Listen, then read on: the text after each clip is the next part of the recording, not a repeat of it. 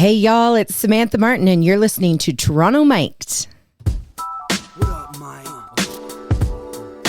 I should have been doing this for the last 12 years. It's a great idea. Sometimes I'm slow on the uptake and then I figure it out. It's all good. Better to be at the party than late to the party. Or sorry, better late to the party than not be at the party. No one invites me to parties. I need more coffee. More on that. Welcome to episode 1712 of Toronto Mic'd. I'm going to talk faster to try to still have some song in this thing. Proudly brought to you by Great Lakes Brewery, a fiercely independent craft brewery who believes in supporting communities, good times, and brewing amazing beer. Order online for free local home delivery in the GTA. Palma Pasta. Enjoy the taste of fresh, homemade Italian pasta and entrees from Palma Pasta in Mississauga and Oakville.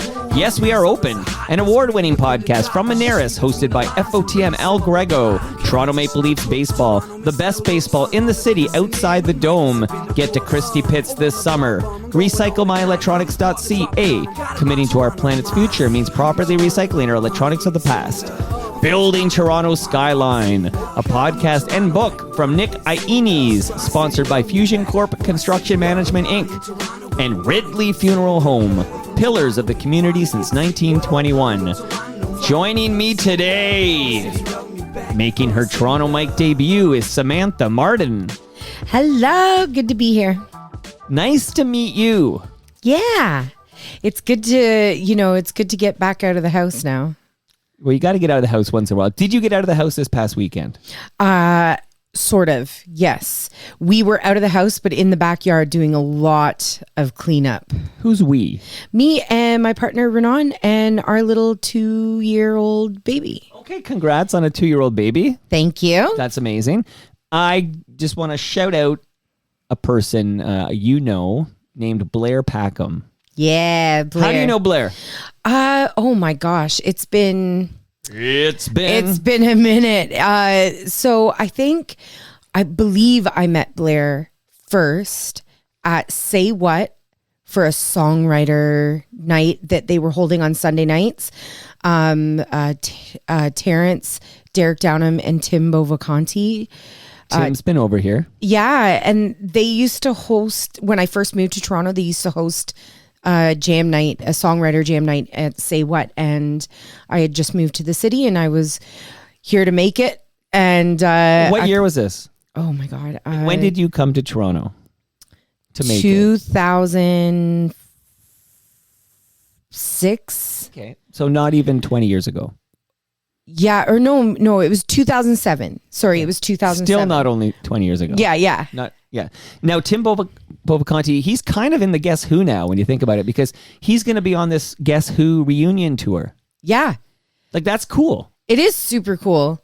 And it was so funny. I ran into Terrence Gowan at in the lounge, at the airport lounge in Toronto Pearson not that long ago. And it was so cool to run into him because I hadn't seen him since the Say What Jam had ended. And yeah, it was just super cool. I love those guys. And I'm going to see Derek tomorrow.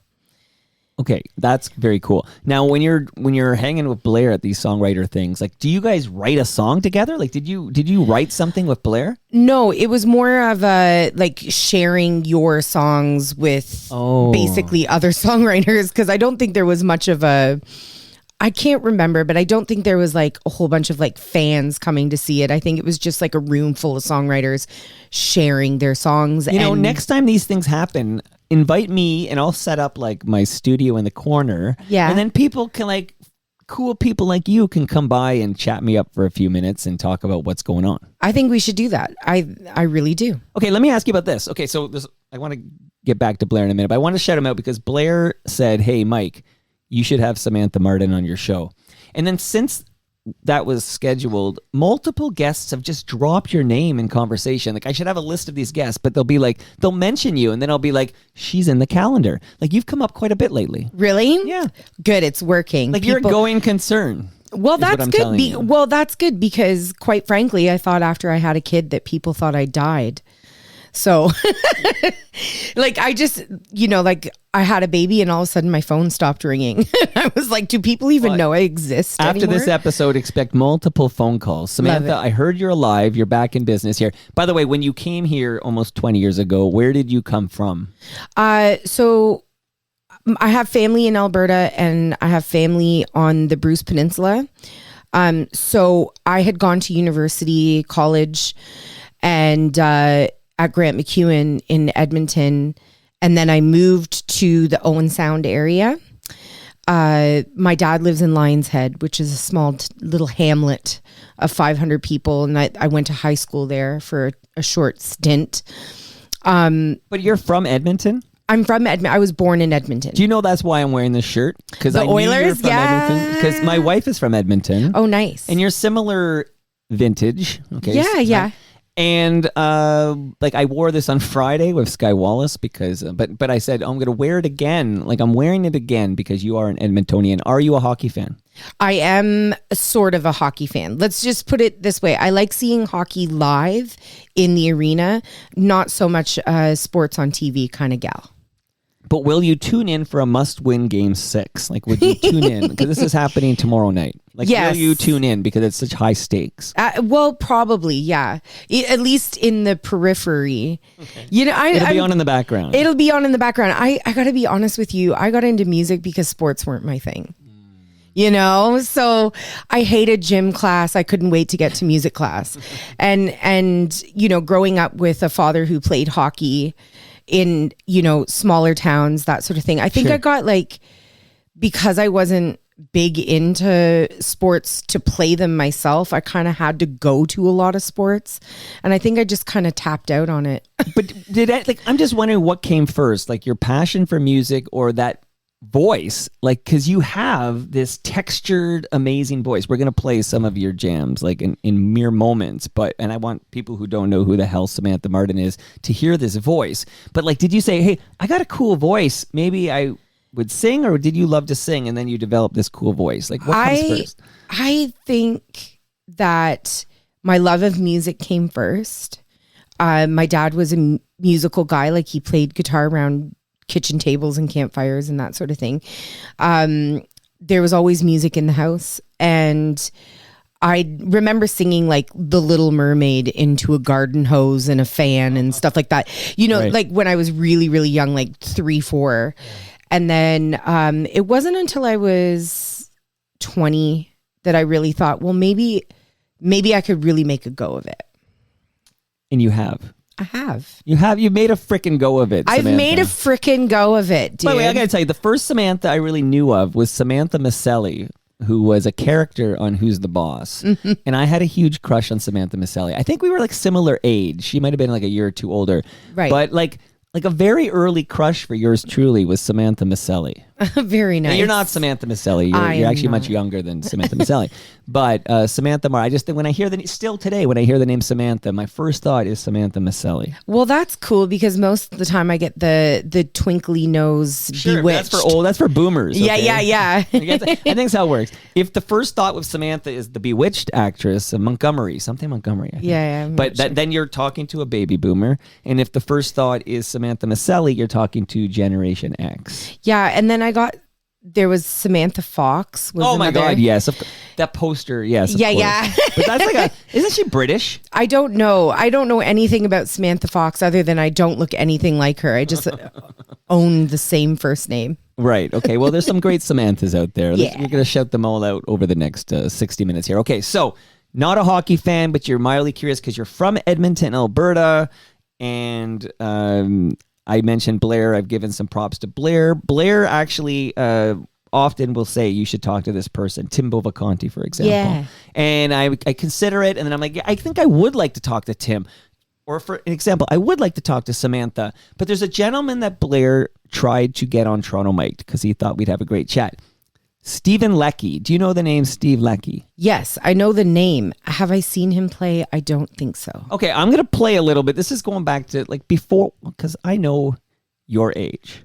And I know I've got several years on you, Samantha. And I know I'm too young to have been going to, Queen Street clubs in the late 70s. Okay. Yes. That was like, I would call that my Sesame Street Fever era is what I would call this. Okay. But here's a jam. Okay, I'm gonna think I'll turn it down. This is loud, but I want to talk with Steve Leckie for a moment.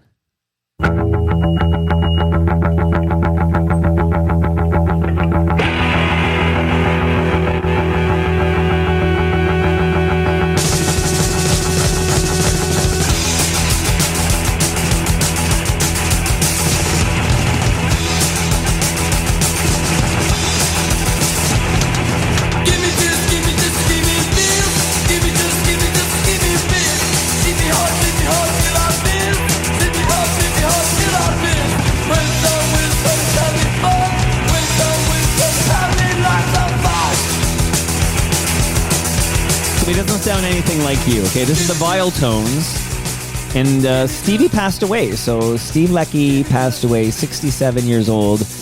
I now, of course, I regret that. I never had a chance to sit down with him, but Blair tried to make this happen, and Blair and I will talk more about this during the next Rewinder, because Blair is the co-host of Rewinder, which is a quarterly show, but we got a while to go before the next episode. It's going to be in early September, for goodness sake. So I'm just going to throw into the universe that who should I be talking to? If I wanted to have a quick rememberings Steve Leckie episode of Toronto Mike, who are the 2 or 3 people I really need to connect with? Even if it's via Zoom, please let me know.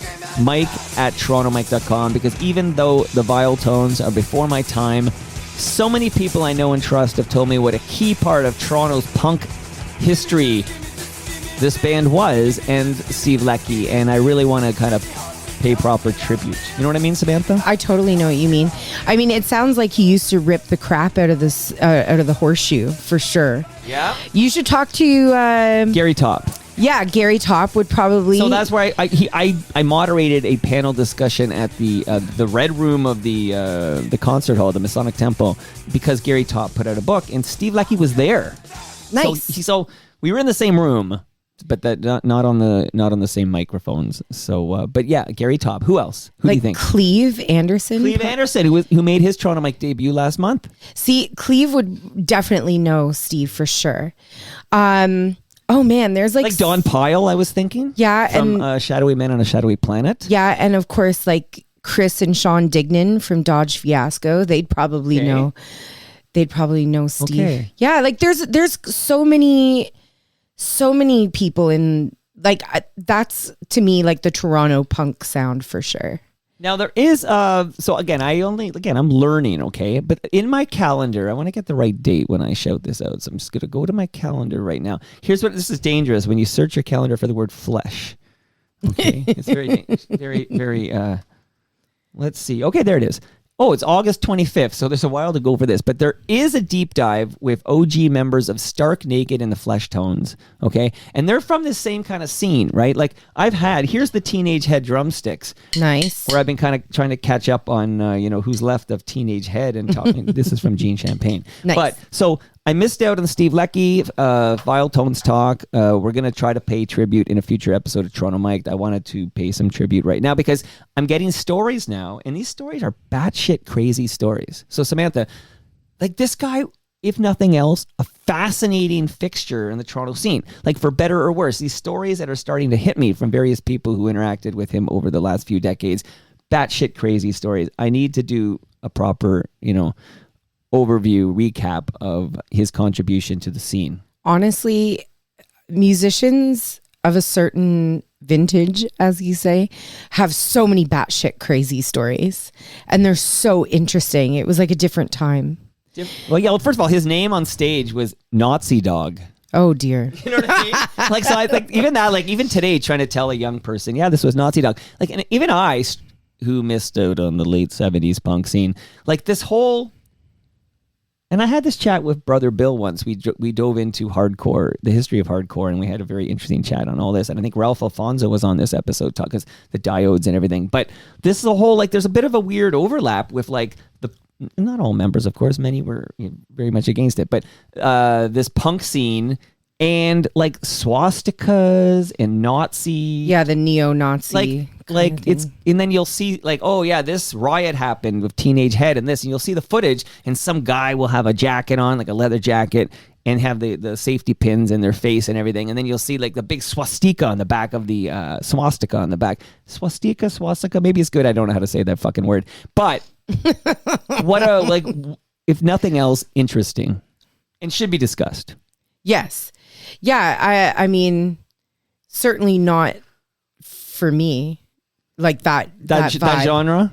No. Well, no, like, I mean, like, I can get behind some punk music for sure. I can get behind it. But is it on regular rotation on my turntable? No. No, because... What about Sex Pistols? See, this is what I'm talking about. I love to hear Sex Pistols on the radio. Right. Do I own a Sex Pistols record? No, I don't. I'm sorry. Maybe that makes me not cool. But I also don't own any bluegrass records because fiddles and mandolins and picking and stuff like that, it makes me anxious. Interesting. So like really, really fast drums make me anxious. Really, like I remember going to like folk music conferences, and there was always like a jam in the lobby of the hotel with like every fiddle that ever came to this folk conference. Sure. And it was just, I don't know, it's something about the sort of speed and intensity in which some things are played that it's even, okay, so my partner's Turkish. Okay. And so he plays sometimes some classic Turkish sort of like gypsy music. And he played it in the car once, and I'm just like on a road trip, and I'm like, you have to turn this off. I'm going faster. Wow. I'm going to get a speeding ticket because I want to get out of this car so bad. I'm going faster. Okay, so I know that feeling you're describing, because when I actually often gravitate towards that kind of music, maybe like System of a Down or something like that. Okay. Sure. But what it does to me is it gets my heart rate going faster. Yeah. And then I feel like I'm it's almost like a natural high. Sure. So I love that feeling. I'm glad you love that feeling. You know what it is? You feel manic, right? Yeah. Well, but you don't like this feeling of mania. For those of you who don't know, and Mike, you're one of them, people call me Safety Sam. Safety Sam. I'm going to write that down. I'm not. I don't do drugs. Do you drink beer? I drink beer. Great Lakes beer. Are you just saying that because I'm giving you some Great Lakes beer? Yes. You don't have to like no. Biff Naked, for example, will come over, and Biff Naked will never take the beer because she's what's called straight edge. Right. No alcohol, no drugs, no smokes. Oh, honey, I love drinking. Will you eat honey? Yes, but I like drinking. But I don't do it very often, but like I like socially drinking, and I like a really, really cold beer on a really, really hot day after I've cut the lawn or something. I'm with you. And then other than that, I'm like cider, wine, and rye. Okay. And anything with a lime in it. Do you cut the lawn in your household? I've been known to cut the lawn in my household when necessary. Yeah. Okay. I like that there's no gender norms happening or whatever. Like Samantha Martin's going to cut the lawn. No, and of course, like my partner Renan, he does the cooking dinner because he doesn't like my white people food. No, and it's legitimate. Like he will let me cook the turkeys, the prime rib roasts. Right. He will let me cook stews. Those sorts of things, but when it comes to like our daily Monday to Friday dinners, he's in charge. Okay, you've divvied up the duties. So let me just do this right now, since this is the time. Next time you mow the lawn, you'll have a cold Great Lakes beer in your fridge because I'm giving you some fresh craft beer from Great Lakes Brewery. If it makes it past my husband, who will drink beer at any temperature at any time. But yes. Can I invite you and your husband and your 2-year-old, by the way, to Great Lakes Brewery at 30 Queen Elizabeth Boulevard. This is down the street from the Costco in South Etobicoke on June 26th, which I'm looking at a calendar that's from May 1986. Like, why am I looking at this calendar? That's not going to help me at all, okay? But we are on the 16th, so what are we, 11 days out? So Thursday, June 26th. Did I say 11 days? No, it's 10 days out. My goodness. Okay. Thursday, June 26th from 6 to 9 p.m. FOTMs like yourself, Samantha and Blair Packham, etc. will collect at Great Lakes Brewery for a free hang where the first beer is on the house, but also Palma Pasta is going to feed everybody. That's delicious Italian food. Maybe your husband would enjoy a lasagna, which I have in my freezer for you to bring home now, courtesy of Palma Pasta. Oh my gosh. Did you know you were going to get Palma Pasta lasagna when you visited today? I didn't know I was getting beer. I didn't know I was getting pasta. No heads up from Blair Packham. No heads up. It was just like, hey, you got to talk to this guy, Mike. Okay. And I was like, cool, I'll be there. He didn't tell me it was Safety Sam coming over. I got to change my scripting here. No. So I got to get to your career and your music, but I do want to just maybe just throw into the universe that I had a blast on Saturday. I had quite a weekend. I'll just recap it real quick, but we celebrated our anniversary, my wife and I, my Edmontonian wife. We celebrated our anniversary on Friday night. So we had a date Friday night. We had a great time, a great Saturday morning. And then Saturday was a busy day, but part of Saturday was I went to see The Watchmen at the Danforth Music Hall. Mm-hmm. And I just want to say I fucking loved it, and I love that band. Do you have any affinity for The Watchmen? You don't. It's okay. You're just, you know what? Again, just it's not. You're too young. I don't. Well, no, I just don't know if I like them or not because I haven't listened. Okay, well, they're from Winnipeg. I feel like you prairie people need to stick together. Okay, but they're a mid to late 90s phenomenon. Anyways, they're fantastic. They were great. I just want to shout out The Watchmen. It was good. It's like seeing four friends on stage. Fucking loved it.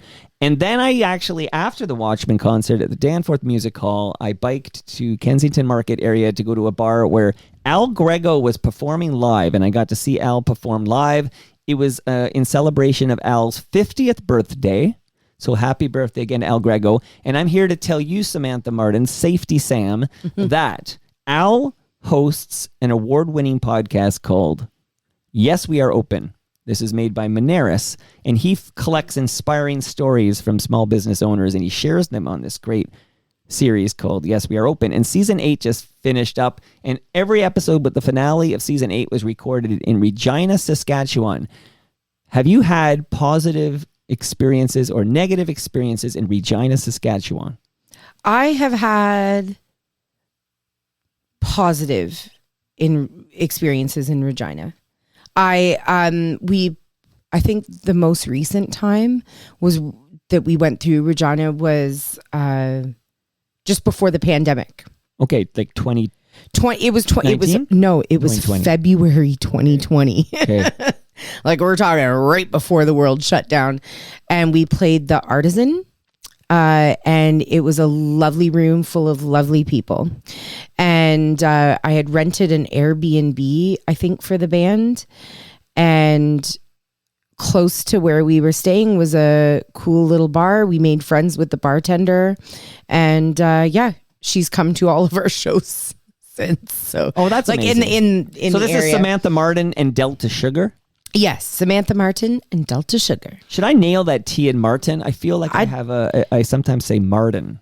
It doesn't. Martin, whatever. It depends on, because my accent. Well, and the thing is that I don't critique how anybody says my name so long as it's not Stephanie or something.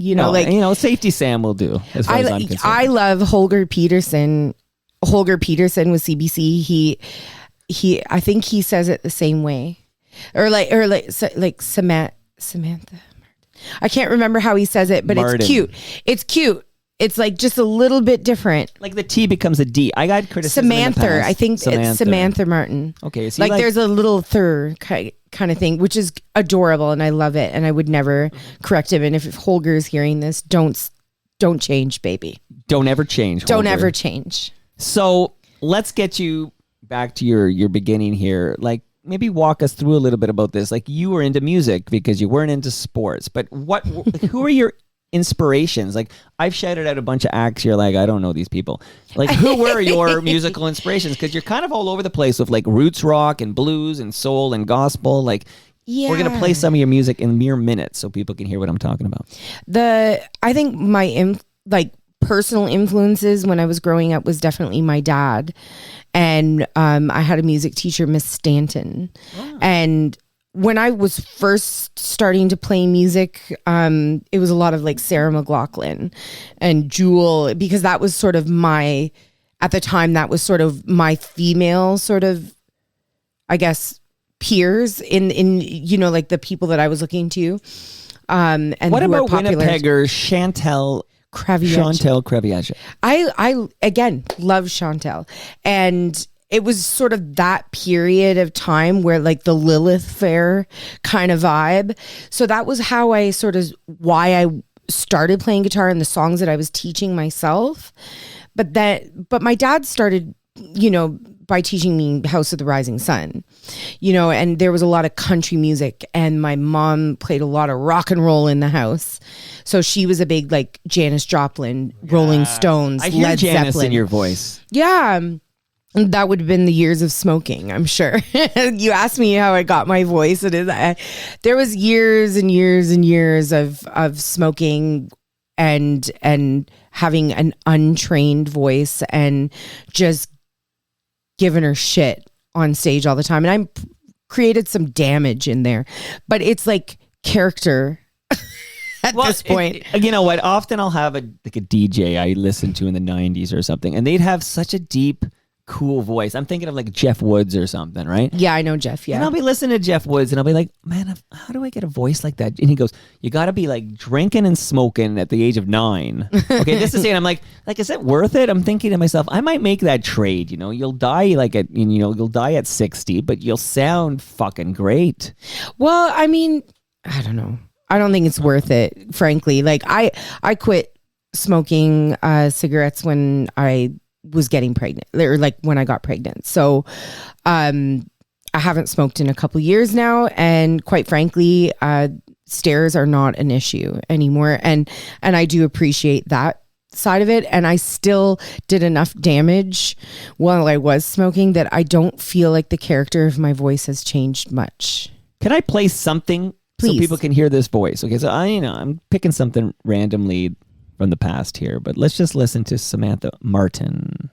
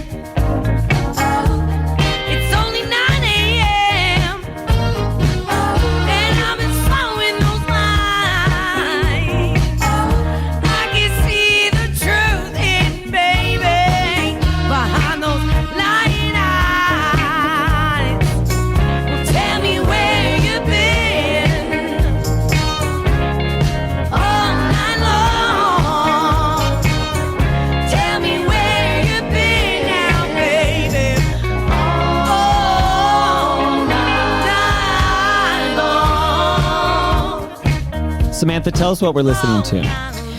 That song is All Night Long off of my Run to Me record that lost to Juno in 2018.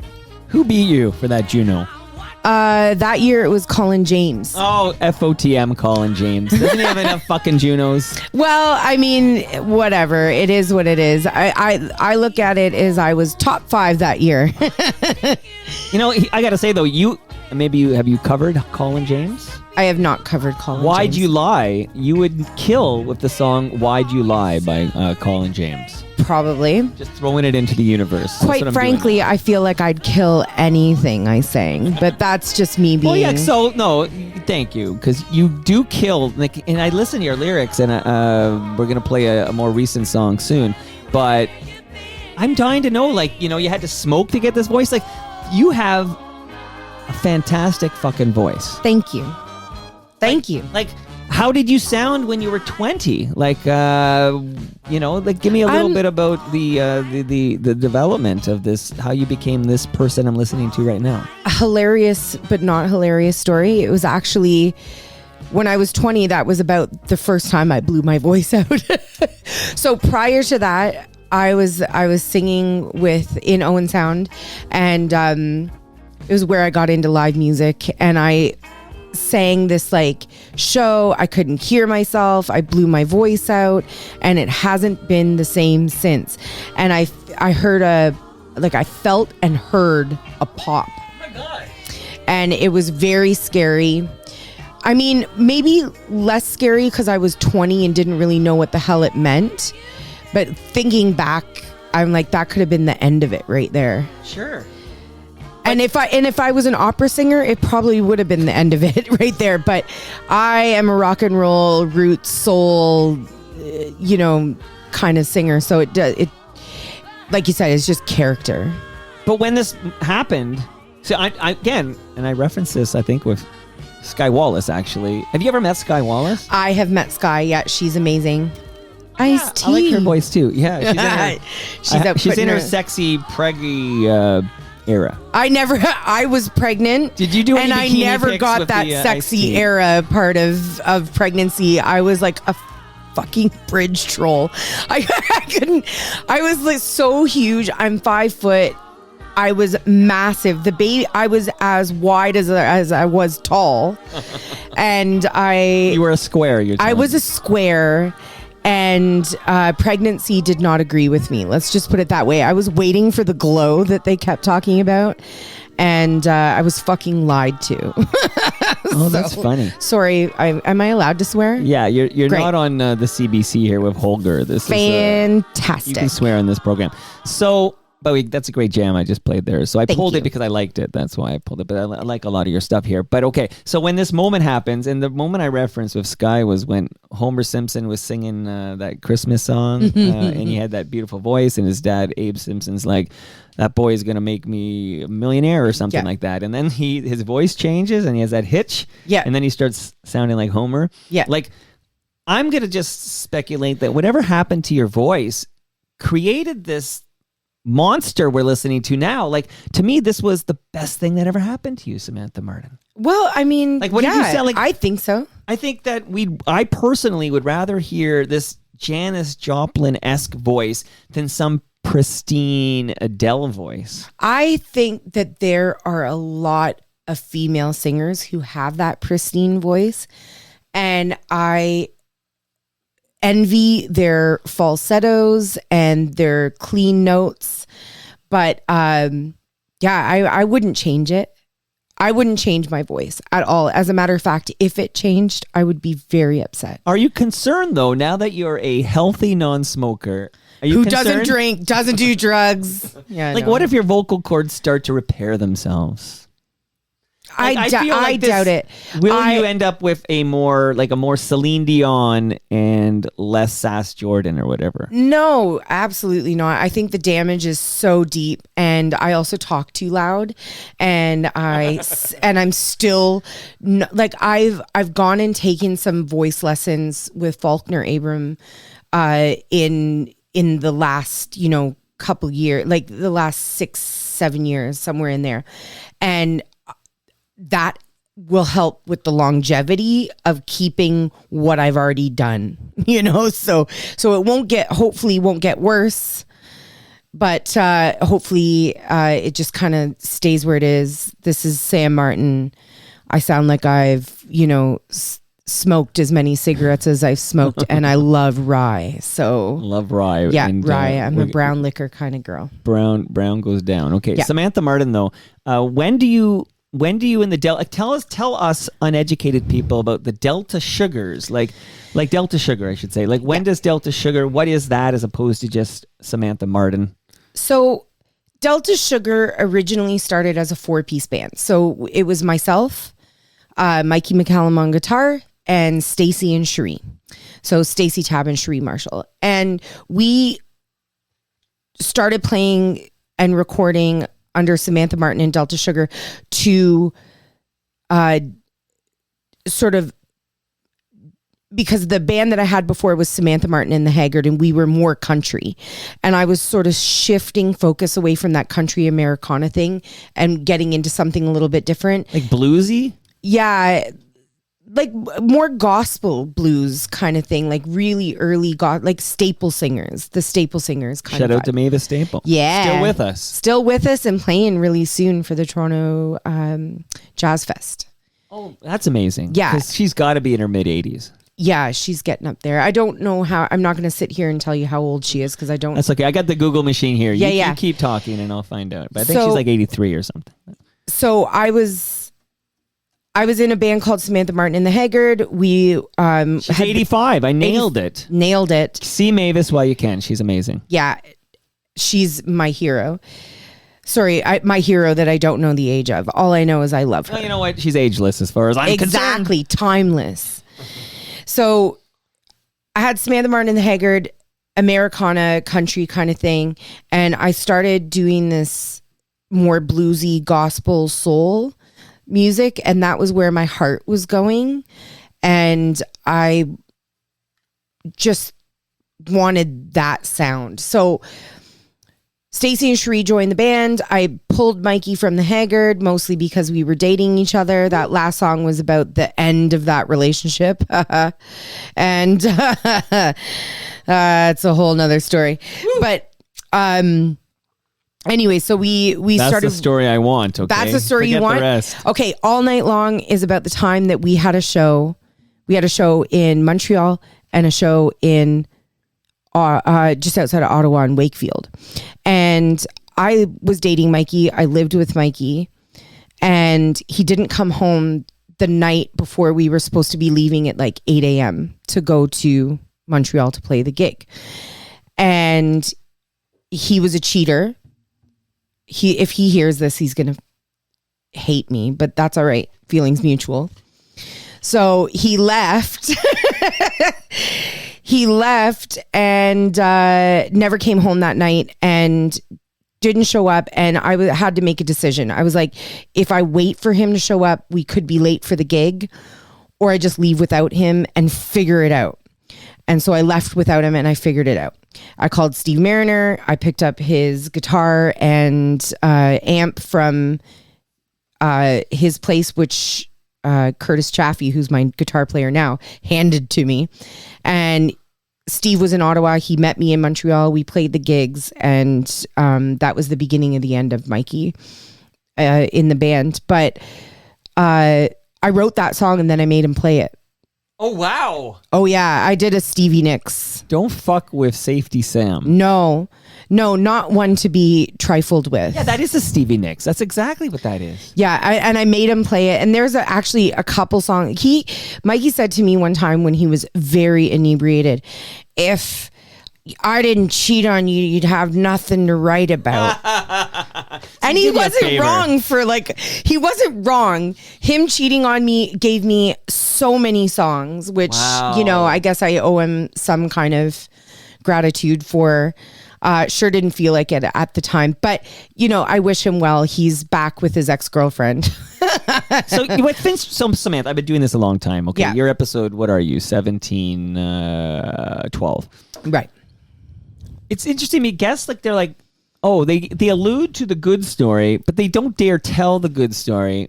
But then if you kind of prompt them for it, you might get the good story, and then you'll find out like, oh, I've never told that. I don't know how many times have you told that story in public, like on a recording. Did you tell that to Holger? Like who got that story before?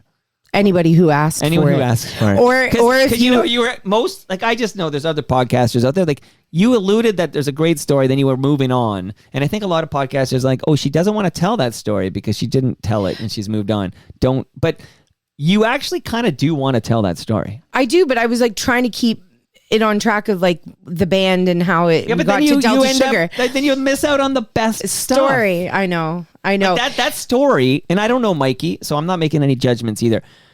I don't make any judgments. I'm just hearing your story, Samantha. But my goodness gracious, that's a fucking interesting story in all this. And it plays a key role in all of your musical journey here, including that song I just played. Yeah, it's literally my dad, when the relationship ended, my dad asked me if I was going to stop fucking my guitar players. Like that.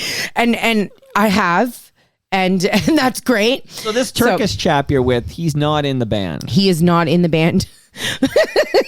But he's the record label. You know what? I'm just going up the ladder. Just up the ladder. You don't watch The Sopranos at all or anything? Like, yeah, I watch you don't The shit Sopranos. where you eat. I know. But I am also, listen, I've got a lot of stuff to carry, and it's sometimes easier to put it all in one basket. I don't know your Turkish lover. I don't know him at all. So he's a sweetheart. He's a sweetheart, sure. Yeah. But, I'm just saying, what if something happens? Oh, it's going to be awful and messy. Yeah. But see, okay, I'm not here to make any judgments. You love who you love. You fuck who you fuck. And now you're gonna be co-parenting with him for the rest of your life. And I hope it's happily ever after. Of course, I root for you. But I'm just saying, you are shitting where you eat, Samantha. Yes, I am. And I, to anybody that upsets, I'm sorry, but it is what it is. Well, it's your life. You listen. I don't work at TD Bank. I'm a raw. Like, you know what I mean? Like I'm just a musician who loves who she loves and doesn't love who she doesn't love. And sometimes life is messy. And I'm not. Like I said, I'm not a big drinker. Unless you get me started on rye. And then I don't do drugs, and I don't parasail or anything crazy. Like, I'm not jumping out of planes or doing anything risky. Where my risk lies, where I take the big risks, it's always in love. And maybe that's because I'm a hopeless romantic, and it's also proximity. Well, it's very convenient, right? It's very convenient. But yeah, no, I saw, and just so anybody listening, I signed with Gypsy Soul Records before we started dating. So I was already. So I mentioned Biff Naked earlier. We have many a chat, and I'm a big Biff Naked fan. But she has a similar propensity to shit where she eats, if you will, and fuck members of her band. Like, she married her drummer back in the day. She's going through a bad separation with a guitarist. Like, this is happening now. Like, I think that a lot of it is the fact you spend a lot. It's like, why do people have affairs with their coworkers? Like, there's, I work alone here. Okay, I'm dating me, myself, and I when I reach for a coworker or whatever. But like, it's a lot of it is that you're spending lots of time together. Yeah, and like, because if you think about what it's like to be single nowadays, like, I have girlfriends who are single. It's a hot mess out there. Tell me more, because I am curious what it's like to be single these days. Well, I mean, I hear these stories about, like girlfriends who are like on Plenty of Fish and all these kind Hinge of like Hinge. My daughter's on Hinge, so I get lots of Hinge updates. Yeah, and it's just like, could you imagine? Like, we're of a certain vintage, so could you imagine having to go through somebody's profile to decide whether they're a dickhead or not? It's real, like. No, I need to know the person who, I need to know who they are. Do they drive? Do they eat funny?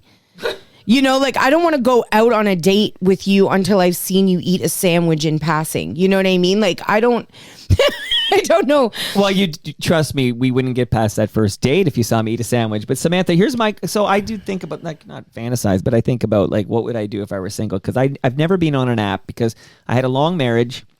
And then very quickly ended up was with somebody, and now I just celebrated 12 years this weekend, actually, that just passed. So yeah, so it's like long, and then now I'm almost like, I went 15 years, and I'm like, wow, and I'm at 12 now in the second marriage. So that's how I'm rolling. But I often think, like, okay, if I'm single tomorrow, but I always think, and I've never had a profile on any of these apps, but I think the apps might be a good way to get a coffee date. And I feel like, knowing myself, that I feel like you, Samantha, for example, if we were both single and we met up in an app, like, let's meet for coffee.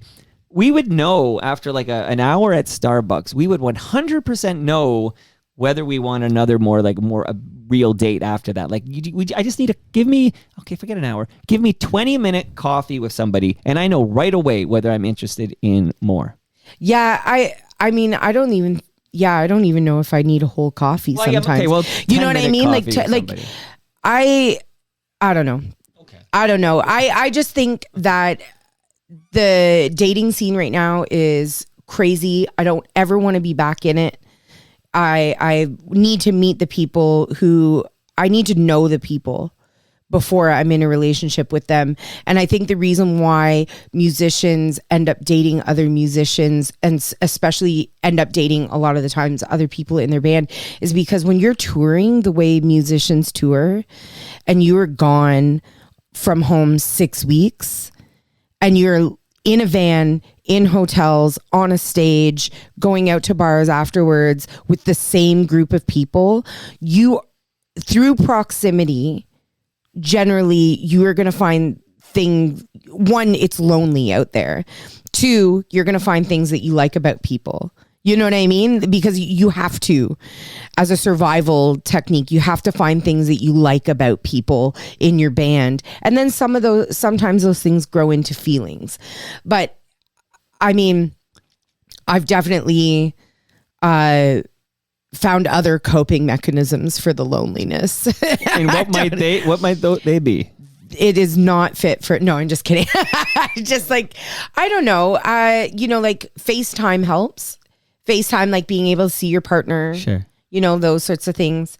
And, I would rather go on Tinder in Berlin than fuck one of my bandmates now. You know what I mean? Like, I would rather do that than shit where I eat that closely. Okay. So, Samantha, I just remembered right now that you actually, so you're Turkish lover. Yes. Are you married? We're not married because he doesn't believe in marriage, and right. I'm not the marrying kind. I don't, it's going to sound weird because I've been married twice. I don't believe marriage either. But actually, it's hot on the heels of your 12th anniversary. You're like, I don't believe in marriage. I'm happily married, but we got my wife wanted to have. I had 2 children, and she had no children, and she wanted children with me. And I was happy to give her children because I wanted to spend my rest of my life with her. But she actually said that she's not a religious person, but she said she wanted to be married before she had children. And then I had this moment of like, okay, I have 2 options. I can like set her free and not be with the person I want to be because I don't want to marry her and she wants to be married to the person she has kids with. Or I could marry the woman and she can then have children. So I married her so she could have children, and then she had 2 beautiful children of mine, and that's how that happened. But so you're not married to this gentleman, but this gentleman needs your car. Like, can you remind me? Like, so it's our car. It's our car. You share this car. We share this car. We both paid 50-50. Okay. Whose name is on the ownership? Mine. It's your car.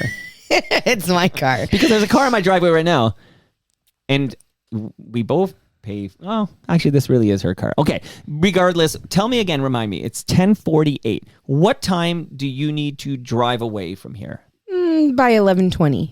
Okay. So I'm going to play another song. Okay. Talk about this. Then I'm going to shout out some sponsors, and then I have to tell you about a little, not ethical. It's not no ethics involved, but just a conundrum I had, and I wonder how you would have handled it. But here we go. Interesting. I've got a feeling. Yeah. Woo!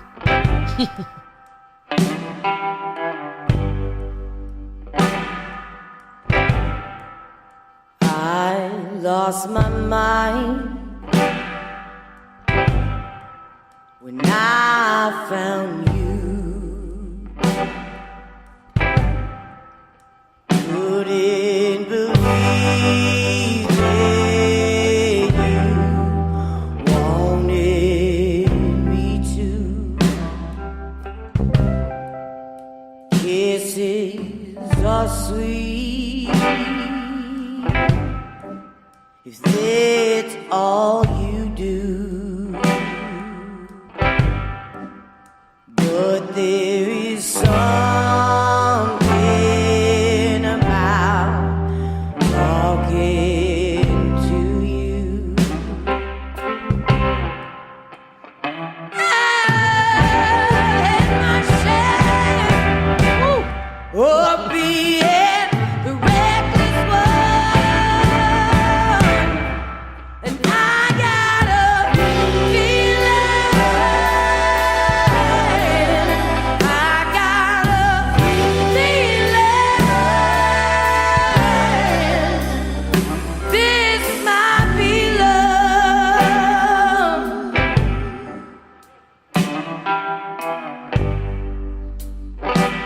Samantha, I'd play the whole thing. People find this song, okay.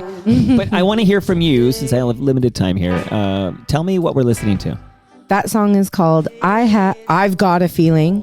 It's off my second Juno losing record that I released in Who beat 2020. you this time? Crystal Shawanda. Sorry. Also an FOTM. Yeah. No. She's No, I know, but you're only losing to... Okay, you don't know what FOT means. FOT means they've been on the show. They're a friend of Toronto Mike. Okay? You're now an FOTM, so sorry. Okay. I know. I should have Crystal prefaced that. is amazing, and I will happily lose to Crystal. She was here earlier this calendar year, I would say, about 6 weeks ago or so. Crystal sat there. In fact, somebody left behind a pair of glasses. Quick story is that, like, I found a black case glasses, really, on that black chair. So black on black, you couldn't even see it. Yeah. I just discovered it one day, and then I went to my calendar and I narrowed down. It had to belong to one of these 5 people. One of the people was Blair Packham, actually, but he says it wasn't his. Okay. And then I wrote the people, hey, did you lose your glasses or whatever? And then so I never heard from Crystal. She's on that list. But Gord Miller, who calls hockey games for TSN, he goes, yeah, I am missing my glasses, he says. And I said, okay, he's in Midtown. I call him Midtown Gord the second. So I said, let me bike it to you. And I bike it to him. Then he writes me back and says, oh, these aren't mine. So this is essentially, he tells me he lost glasses here. Someone left glasses here. And now he says they're not his glasses. Think about that for a minute. But I think they're crystals. I think they're crystals. So I need to, if Crystal's listening, although she lives... In Nashville. She lives in Nashville, yeah, because her husband's from Nashville. But they spend their summers up in Manitoulin, I thought. Well, then I'll give these glasses to Steve Paikin, and when he goes to Manitoulin Island, he can bring them to her. But you lost another Juno. Have you won a Juno yet? No, I haven't. You will, I haven't won a single friggin' award. You're going to win a Juno. Yeah, well, we'll see. And I'm not too concerned about Junos or Maple Blues Awards or those sorts of things, because they're just recognition for what I'm going to do anyway. Right. But doesn't it help get bookings and things? I'm sure it does. I wouldn't know. Right. But I'm doing okay. Can I suggest something? What if you just said you won a Juno? I think it's verifiably false, and I'm not... No one does that work. Nobody says, oh, Juno, you have a bio. I took a note because when you talked about your Juno nomination, you put it in parentheses. I don't know if you wrote this or if somebody wrote it for you. In parentheses, it says, Canada's Grammy Awards. You're speaking to the we universe. toured a lot. We tour a lot internationally, and when you say Juno Awards, people don't always know what that is in Belgium. You know what I mean? So, are you? I know you do these European festivals and stuff. Do you have anything coming up this summer? Not in Europe, not internationally. We just have a few things, a few smaller things this summer. I'm playing Union Station on July 7th. We're doing the Union Summer. The Toronto Blues Society does a sponsored night or a co-presented night. So July 7th is that. I'm playing, a couple private parties, and then we have Summerfolk in Owen Sound. I'm bringing the 10-piece band. We're headlining main stage on Friday, August 14th. Owen Sound has been coming up a lot lately. There's a sponsor of this program I'm going to shout out right now named Nick Iones, and he bought an old courthouse jail in Owen Sound that he's in condo development, and they're developing it, and it's going to become this new entertainment site. This might be one day you may play this venue in Owen Sound that I've already played it. Developing. You have already I've already played it back when he didn't own it. Right. Because that's where the Georgian Bay Folk Society has been based out of. What a small world we live in. Yeah. So and because I'm from Owen Sound, or lived in Owen Sound for a year, when I was kind of first starting out, played there already. So when Blair was here for the first episode of Rewinder, which was only last week, I believe, he made a reference to the fact that if his son opened a venue there or some kind of music shop or something, it would be called Owen Sound. His son is named Owen. Yeah. So that was a joke. But I do want to quickly say, listen to Building Toronto Skyline with Nick Iones, and there's a couple of fresh episodes where we talk about basically this frozen condo market, but it's quite interesting to hear why and how they get out of that state. But thank you, Nick. And quickly, I want to tell you, Samantha, that recyclemyelectronics.ca is a website you should be aware of, because if you have old cables, old electronics, old devices, don't put it in the garbage because those chemicals end up in our landfill. Go to recyclemyelectronics.ca, put in your postal code, and find out where to drop it off to be properly recycled. Got it? Got it. Okay, back to you. We're the ongoing history of Samantha Martin. So that song that I quite like, I've Got a Feeling, is that your most recent release? Yeah, that's the most recent release. We released that in November of 2020. Sort of, we thought that was the end of the pandemic, and boy, were we friggin' wrong. Psych. Psych. But that song is about Renan, my Turkish lover. Turned out. So that song, is the feeling, it's a good feeling he gives you. Yeah, absolutely. And, like there's the line, like, I've had my share of being the reckless one, right, but I've got a feeling, this might be love. Because I was getting out of the frying pan into the fire. I was just out of a relationship with my guitar player, and I'm starting to fall in love with my record label. And I'm like, oh man, here we go again. Reckless. Shitting where you eat. Reckless. And that's the name of the album, The Reckless One. The Reckless One. And yeah, I mean, I was definitely feeling pretty reckless at the time. But and I'm pretty sure there's a Bryan Adams album called Reckless. Maybe. I think so. I think you're right. It's got Run to You on it, but I don't quote me on all this. My God! But he's also got that nice texture to the voice. Mm-hmm. He doesn't have a Samantha voice. No, good try, Brian. Try again, Brian. Try again. Yeah, no, the Reckless One record. I love that record. It's my favorite record I've put out for sure. It felt good. Can I ask you about radio in this country? Like, is there commercial radio in this country that would play something as fucking cool as Samantha Martin in the Delta Sugar? I don't think so. I mean, other than like CBC college radio, that's really where we've been played. Obviously like podcasts and sure, that sort of stuff, and like playlisting kind of stuff. But as far as sort of commercial radio, I haven't been, so I don't think there is. I mean, I would kind of hope that like somewhere like Indie 88 would be interested in maybe some of my more like rockin' tunes, but I mean, I'm not gonna sit here and hold my breath. See, I think they're going the other way. This is what I think's happening with Indie 88. And I'll get more insight on this on June 26th, because before TMLX 19, we're going to record a new episode of Toast with Rob Pruce, keyboardist from The Spoons, and Bob Willett, who is a going concern on Indie 88. He's on that station 8 days a week. Indie 88 has had a bit of a bump in their ratings in the most recent rating thing, but they have new ownership, and I've noticed the playlist is broadening a little bit. So I actually had this chat with Sky Wallace, because I feel like she'd be great on Indie 88. And I think you're right. You'd be great at Indie 88. But Indie 88, in my opinion, would be more likely to play a 1995 Alanis Morissette song than something new from you, because they'll still satisfy the CanCon requirement. But I feel like they're trying to get more of that boom audience, like they're trying to take a piece of the boom pie. And boom, of course, is not going to play anything from Samantha Martin in Delta Sugar because you're too young. Okay. And like rock radio, my stuff isn't rock enough, or previously to. Like my previous records have not been rock enough. And listen, I go into the studio with the songs that move me. I record them. I work with producers who get me, who love the songs, and we just do it. We record these songs, and whatever happens after we record them is just icing on the cake, because the idea is that you just get them out there. Like, commercial radio be damned, Samantha Martin is not going to record a song simply because it might get her some airplay.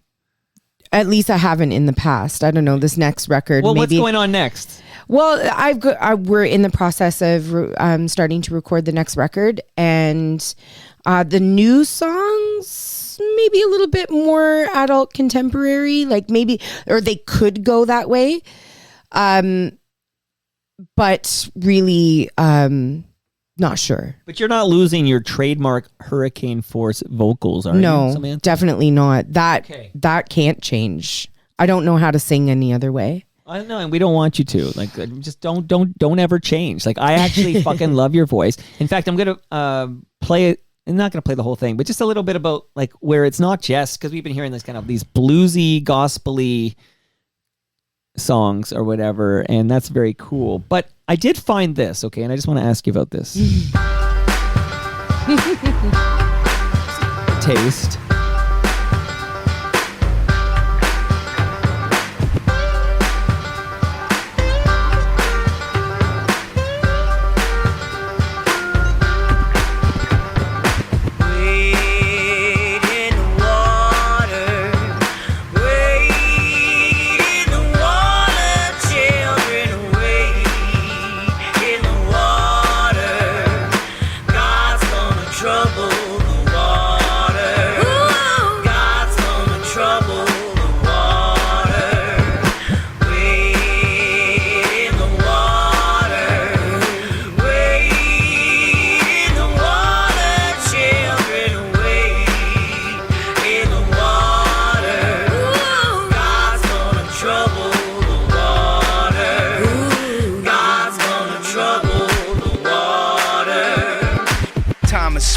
We all pay rent. I see the stars like the bars that are still getting bent. And God sent with the message I vent.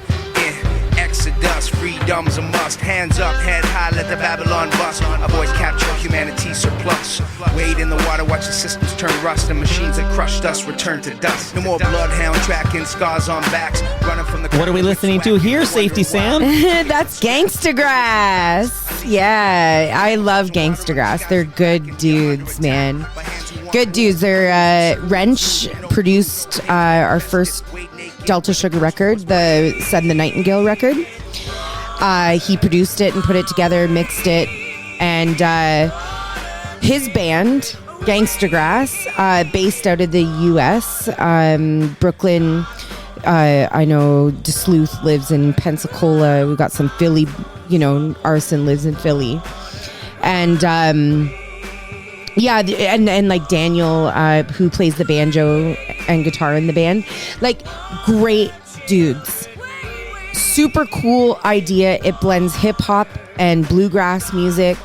It reaches a lot of people. Like it satisfies a lot of people's thing. And when they worked with us on our first record, they asked us to cameo.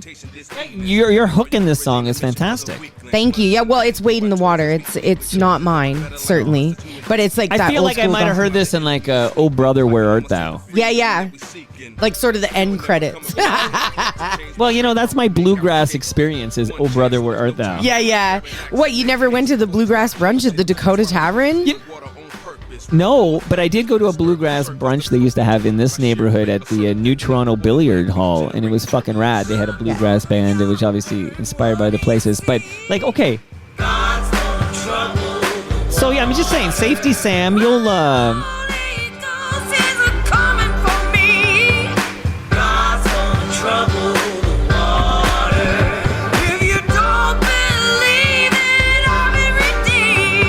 Yeah, it sounds really cool.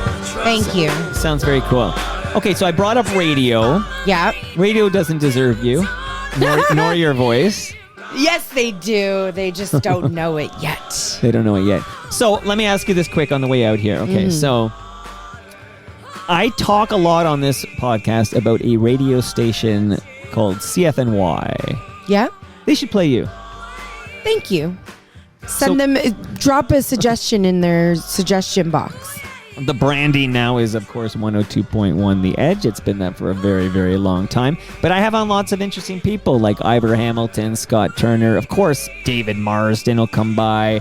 I mean, Alan Cross, May Potts. I could go on. I produced the Humble and Fred show. Bob Willett was producing the Humble and Fred show on back in the day as well. So I do a lot of CFNY episodes. So I guess because I've been archiving all the history of on CFNY for many, many years, I got invited to a CFNY reunion. This was Saturday. So Saturday, and not far from here, by the way, because we're in New Toronto, and it was just a short little ride up Royal York, and I would have been at the location for the CFNY reunion.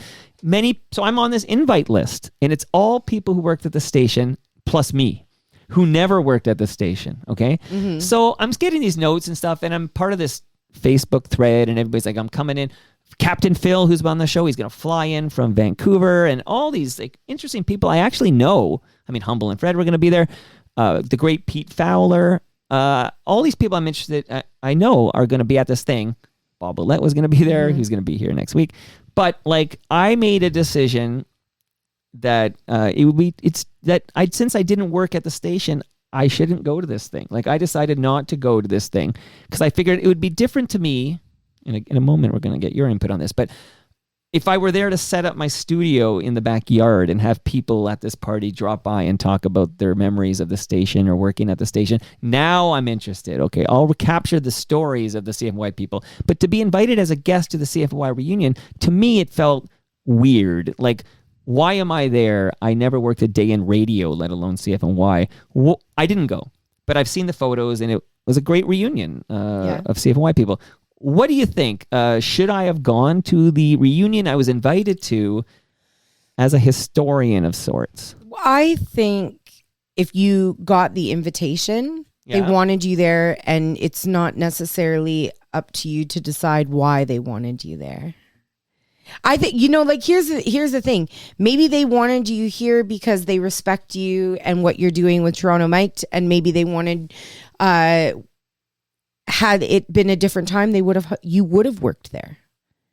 Maybe they respect you that much that, you know what I mean? Because I went in the thread. At some point in the thread, when I realized, oh God, this is happening Saturday, I just said, I appreciate whoever put me on the invite list, and I'm honored, and I would love to set up a recording thing there and capture the stories. I said, but I never worked at the station, so I'm going to pass on it, but it sounds amazing or whatever. And then right away I get a few DMs from people telling me I should go, but one was from Pete Fowler, who basically said nobody has been archiving the history of this station more than I had. And they really made a compelling case, except at the end of the day, there's going to be people at that party who are like, who invited a guy to this party who never worked at the station? The reunion, the prerequisite for being invited to the reunion is that at some point in your life, you worked at CFNY. Well, I mean, ask Rob Bowman. Ask Rob Bowman. He's been over. Rob gets invited to parties all the time because they want him in the room because he's like a not musicologist, but he's an ethnomusicologist. Okay, that's what he is. Yeah. Okay. And he, he never worked at, for example, Sam the Record Man. But I guarantee you that man could tell you everything about Sam the Record Man. He never worked at Stax, but he can tell you everything that happened at Stax.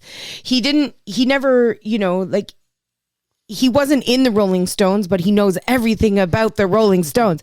Mavis Staples, right. All of these, because he's kind of one of those people, and maybe you are that kind of person as well, who have a steel trap for music and everything music related. You're once again, music to my ears. I love what you're saying, except that R word, okay? The R word is reunion.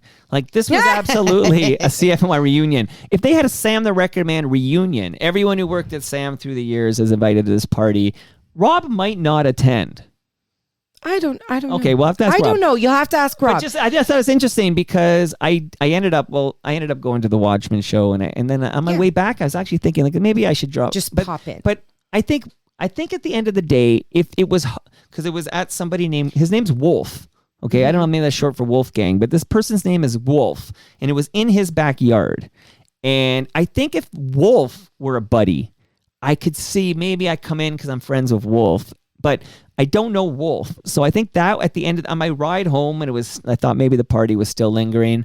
I said, do I pop in? I decided not to because I don't know Wolf. Maybe if it was hosted by like Bob Willett, for example, it might have been a different call I made. But I never went to this reunion, but it sounds rad. And I will be talking to Bob Willett about this next week. But I wondered what you thought of my decision to take a pass. I mean, everybody makes decisions for their own reasons and that sort of thing. Like, I don't know, but if I get invited to a party, generally I think it's because they want me there.